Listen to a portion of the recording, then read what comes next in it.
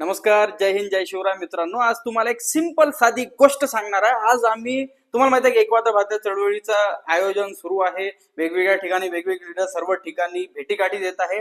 आज मी सुद्धा आमच्या हर्षमध्ये अनुराग पाटणे यांच्यासोबत खुशाल दादा सुद्धा होता, खुशाल डाग, त्यांच्यासोबत आम्ही एका व्यक्तींना भेटलो.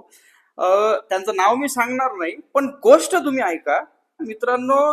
जेव्हा आम्ही त्यांना ते ओपन लेटर आपलं जे आहे ते पत्र त्यांना दिलं, त्यांनी ते पत्र बघितलं आणि मित्रांनो तुम्हाला सांगतो, जागच्या जागी त्या माणसानं 25 लोकेशन डायरेक्ट फायनल केले की या 25 ठिकाणी कार्यक्रम 100% मी घेण्याचा प्रयत्न करन आणि माझे जे विद्यार्थी आहे त्याच्या माध्यमातून सुद्धा हा जास्तीत जास्त ठिकाणी पोहोचण्याचा मी प्रयत्न करन.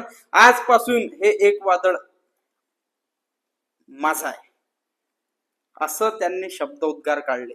मित्रांनो तुम्हाला सांगतो, एवढा जबरदस्त माणूस होता आणि आपल्या देशाला सुद्धा अशाच लोकांची गरज आहे जे विषयाचं गांभीर्य लक्षात घेतात. तसं पाहिलं तर त्यांनी स्वतःहून म्हटलं की बा, पहिली गोष्ट तर हे दुर्दैवाची गोष्ट आहे की आपल्याला अशा प्रकारचं अवेअरनेस करावं लागत आहे. तसं पाहिलं तर हे भारताच्या नागरिकांनी पहिले स्वतःहून करणं गरजेचं आहे, पण आपण हे करत आहोत ही अभिमानाची गोष्ट आहे. आणि मला सुद्धा ही संकल्पना चांगली वाटली म्हणून मी सुद्धा याच्यात माझं म्हणून या आज सहभागी होणार आहे.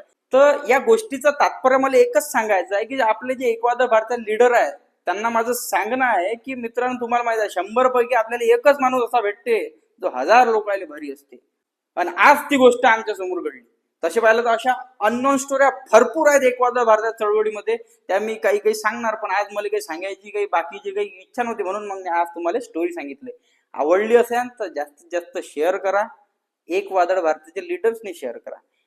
तुम्हाला तर माहितच आहे आपलं एक वादळ काय आहे. एक वादळ भारताचं सर्व सामाजिक आणि धार्मिक ठिकाणी झेंडावंदन व राष्ट्रगीत साजरं झालं पाहिजे, यासाठी लोकांमध्ये जनजागृती करण्यासाठीची चळवळ आहे. काही नाही, आपल्याला फक्त एक झेंडा लागते. लोकांना आपण घरोघरी जाऊन बोलावतो आणि 52 सेकंडचं राष्ट्रगीत, सामूहिक राष्ट्रगीत घेतो, जेणेकरून आपली जी आई आहे, आपली जी आजी आहे, ज्यांना राष्ट्रगीताची संधी भेटत नाही त्यांना सुद्धा परिवार राष्ट्रगीताची आणि झेंडावंदनाची संधी मिळते. आणि ते काम एकवाद भारतीय चळवळीच्या माध्यमातून आज होत आहे. हे आपलं 10वं वर्ष आहे.